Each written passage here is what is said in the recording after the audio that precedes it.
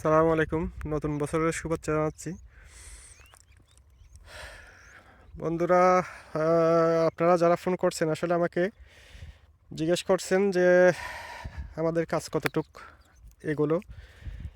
এখন কথা হচ্ছে যে আমরা তো আসলে 9 দিন ধরে কাজ করতে পারতেছি না, এই যে এই পরিবেশের কারণে। কি অবস্থা! এই আমাদের গড়ের, এই দেখেন আমাদের গড়, আমার এখান থেকে 100 ফিট হবে, হয়তো 100-150 ফিট হবে, 150 ফিট দূরে দেখা যাচ্ছে না। কি একটা অবস্থা! এখন সময় 10টা 10 বাজে। এই সময় দেখা যাচ্ছে এই অবস্থা, মানে কোনো কুয়াশার চাদরে পুরা ঢেকে ফেলছে। তো আমরা যদি এই ঠান্ডার মধ্যে আসলে, আমরা তো বাইরের লোক নিই নাই, আমরা চারজন আছি, আমরাই। তো দেখা যাচ্ছে যে এত ঠান্ডার মধ্যে কাজ করার এনার্জি নাই আসলে। ঘরেই থাকতে পারতেছি না, ঘরে থাকতেই কষ্ট হয়ে যাচ্ছে, মানে 2টা শীতের কাপড় গায়ে দিয়ে, তারপর এরপরে আবার বড় মোটা একটা কম্বল নিয়ে একেবারে মোড়াই থাকি, কারণ হচ্ছে এত ঠান্ডা এখানে। তো এখন যারা আসলে চিরং থেকে আসতে চাচ্ছেন আমাকে, যারা ফোন দিচ্ছেন আর কি, তারা এই মুহূর্তে না আসাটাই ভালো হবে। এই মুহূর্তে আপনারা আসিয়েন না, আপনারা আগামী মাসে আসিয়েন। জানুয়ারি মাসটা চলে যাক, পুরো জানুয়ারি মাসেই নাকি শীত পড়বে। তো আপনারা যদি ফেব্রুয়ারিতে আসেন একটু ভালো হবে, কারণ হচ্ছে এই মুহূর্তে আসলে আপনাদের এখানে থাকার জন্য অনেক অসুবিধা হবে। থাকাটা যেহেতু অনেক কয়েকজনে ফোন দিচ্ছেন যে আপনারা আসবেন, বলছিলেন যে 3জন 4জন এরকম করে, দেখা যাচ্ছে একটু অসুবিধা হবে আসলে, মানে থাকাটা একটু অসুবিধা হবে। আবার এখানে ভালো হোটেলও নাই। হোটেল থাকলে দেখা যাচ্ছে যে আমি আপনাদেরকে বলতাম যে হ্যাঁ যে কোনো সময় চলে আসেন, কিন্তু যেহেতু থাকার ভালো ব্যবস্থা নাই, আর আমাদের এখানে থেকেও হয়তো আপনারা কমফোর্ট ফিল করবেন না, যার ফলে আপনারা যদি আগামী মাসে আসেন ভালো হবে। আর যে জায়গা জমির ব্যাপারটা আগামী মাসে আসলেও নিতে পারবেন, অসুবিধা হবে না। এটা হচ্ছে ফেব্রুয়ারি মাসের লাস্টের দিকে আসলে, যে ফেব্রুয়ারি মাসের লাস্টেই মূলত এই জায়গাগুলা দিবে আর কি। আপনারা এখন দেখা যাচ্ছে যে এত তাড়াহুড়া করে না এসে এখন একটা কাজ করেন, সেটা হচ্ছে আপনারা এখানে আসলে কি করবেন সেই জিনিসটা আপনারা চর্চা করেন। যে আমরা ওইখানে যাব, ওইখানে গিয়ে প্রথমে এই কাজটা করব, প্রথমে স্টেপ বাই স্টেপ এই প্রিপারেশনগুলো নেন। এখানে আসলে জায়গার ব্যবস্থা করে দেওয়া যাবে আল্লাহর রহমতে।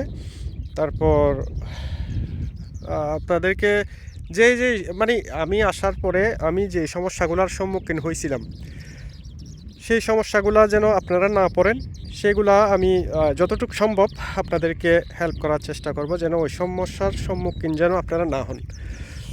উফ, এত বাতাস করতেছে! এই ওদিকে যা, ওইদিকে যা। আচ্ছা, এখন আর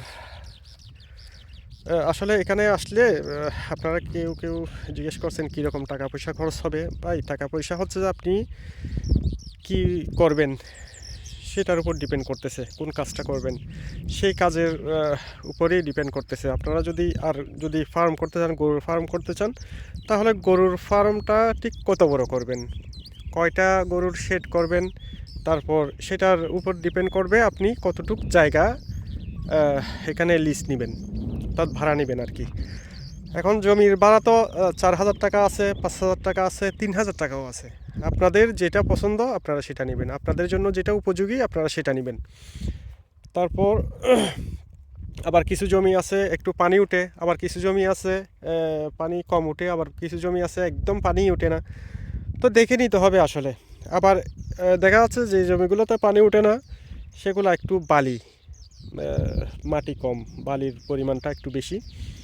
তো আপনি এখানে তো ঘাস লাগাতে হবে, ঘাস লাগালে দেখা যাচ্ছে বালি জমিগুলোর মধ্যে আপনার সবসময় পানি দিতে হবে, পানির ব্যবস্থা রাখতে হবে। কেন আমরাও পানির ব্যবস্থা করছি, পানির ব্যবস্থা করা এখানে তেমন একটা অসুবিধা না, কারণ হচ্ছে 2টা পাইপ গাড়লে পানি উঠতেছে।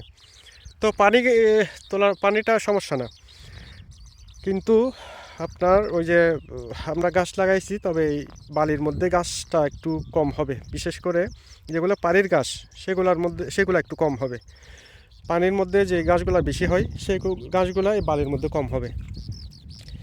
তো আপনারা সব কিছু চিন্তাভাবনা করেন, চিন্তাভাবনা করে সিদ্ধান্ত নিন। আর এখানে হুটহাট করে এসে দেখা যাচ্ছে এটা করে ফেলবো ওইটা করে ফেলবো, এটার চেয়ে আপনারা এসে এখানে 1 সপ্তাহ 10 দিন 15 দিন এভাবে আগে ঘুরে ফিরে দেখবেন।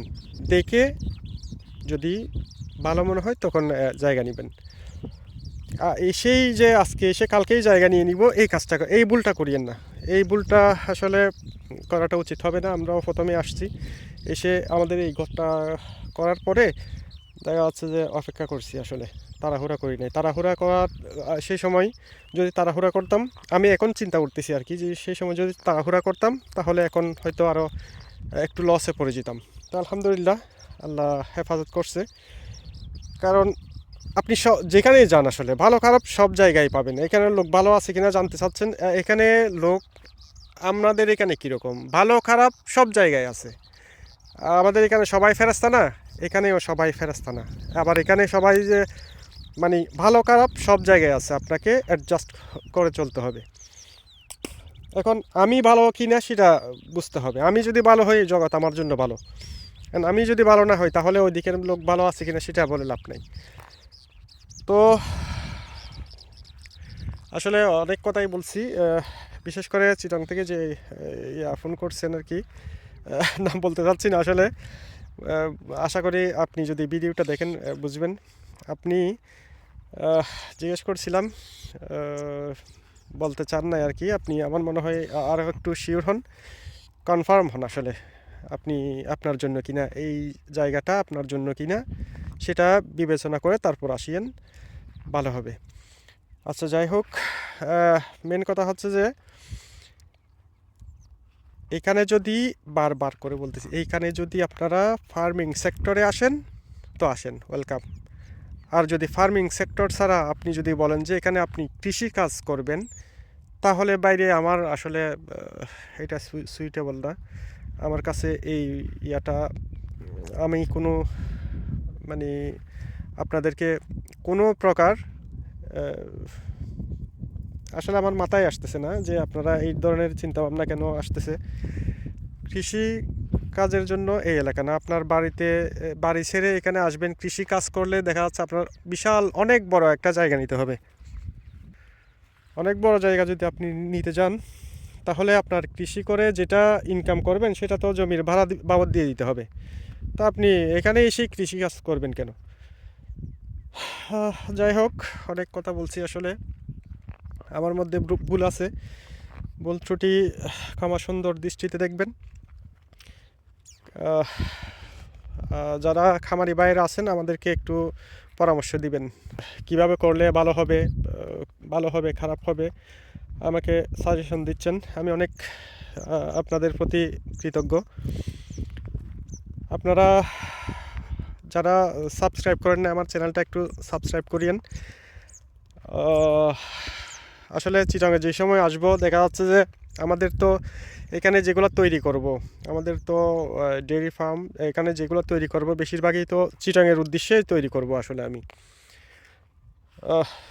তো দেখা যাচ্ছে যে চিটাঙে আসলে কোনো না কোনো খামারি ভাইয়েরা দেখা যাচ্ছে দেখা হবেই, আপনাদের সাথে আমার দেখা হবেই। তো চ্যানেলটা সাবস্ক্রাইব করবেন, আমাদের জন্য দোয়া করবেন, আপনাদের জন্য শুভকামনা রইল। আসসালামু আলাইকুম রহমতুল্লাহ।